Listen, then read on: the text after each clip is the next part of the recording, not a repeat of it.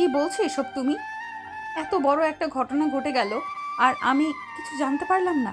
Please Shihab, তুমি আমাকে ছেড়ে চলে যেও না। আমি থাকতে পারবো না তোমাকে ছাড়া একা একা। এই পাগলি কান্না করছো কেন? তুমি একটু ওয়েট করো। আমি কয়েক বছরের মধ্যে দেশে এসে তোমাকে বিয়ে করে আমার ঘরের বউ বানাবো। আমার না খুব ভয় হচ্ছে জানো, কিসের ভয়? তোমাকে হারানোর ভয়। কেন জানি আমার মনে হচ্ছে যে তুমি যদি আমাকে রেখে বিদেশে যাও তাহলে আমার পরিবার আমাকে অন্য কারোর সাথে হয়তো বিয়ে দিয়ে দিবে। প্লিজ শিহাব, আমি তোমাকে ছাড়া অন্য কাউকে বিয়ে করতে পারবো না, আমি মরে যাব। প্লিজ প্রিয়া, তুমি এমন করে বলো না। তুমি অন্য কারো হয়ে গেলে আমি যে নিজেই মরে যাব। তুমি একটু ধৈর্য ধরে থেকো, আমি কথা দিচ্ছি আগামী বছর এসে তোমাকে বিয়ে করব। আর হ্যাঁ, আমাকে আগামীকালকে চলে যেতে হবে। কালকে রাত 8টায় আমার ফ্লাইট।